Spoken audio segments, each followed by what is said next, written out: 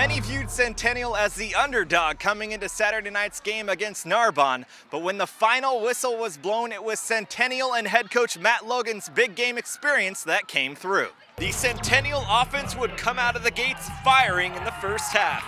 Mid-first quarter, Huskies hoping to strike first, and they get it done as Austin Rankin tiptoes into the end zone for the TD and a 7-0 lead. Next Centennial drive, QB Robert Weber finds Barry Ware, who drags about 5 Narbonne defenders on his way to the first down.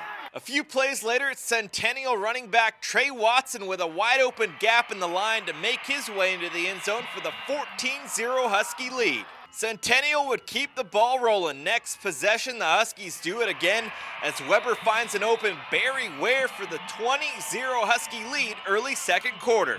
But you can only hold Narbonne off the scoreboard for so long. QB Troy Williams connects with Jonte Roberson for the Narbonne score, cutting the Husky lead to 20-8. Right before half, it's Robert Weber scrambling his way through the Narbonne defense for a 30-yard pickup. That would set up yet another Centennial touchdown right before the half. Once again, it's Weber to Ware for the score, and Centennial takes a 27-8 halftime lead.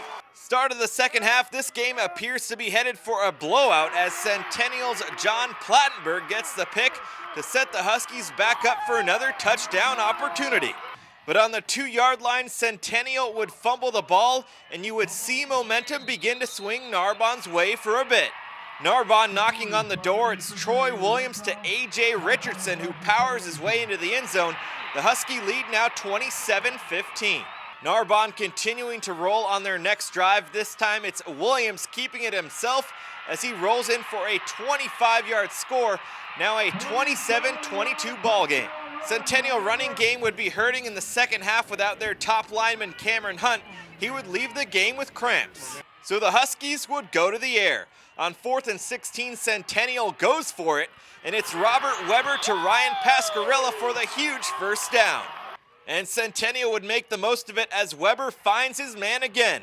It's Pascarella for the score, 34-22 Huskies early fourth quarter. But Narbonne is far from done.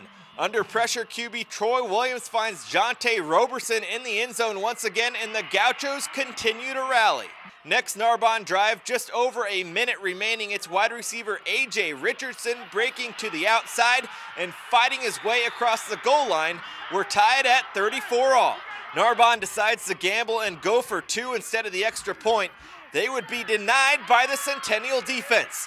Just over a minute left, and the Husky offense is back to work. Robert Weber back at it again, driving his team down the field with ease. He finds his go-to man tonight, Ryan Pascarella, who scraps his way to a Centennial first down. A few plays later, the guy said he hadn't caught a ball all year. How about this one? Mr. Trey Watson wide open on his way to the Centennial touchdown, putting them up 41-34, and that would do it. The Centennial Huskies hang on once again, battling their way to a big-time victory, punching their ticket to the CIF Open Division State Bowl game next Saturday versus De La Salle. The kids have been resilient all year. It's been absolutely unbelievable what they've done and what they've accomplished. I couldn't be more proud of them, and that's just another victory like that, just to prove that. It feels good. It feels the best thing I could ever ask for, especially with this group of guys. Got to thank the man above. I knew our defense was going to step up. I knew our offense was going to keep on producing the points. I knew we were going to keep on moving the ball, so I never doubted anything. We did it. We did it.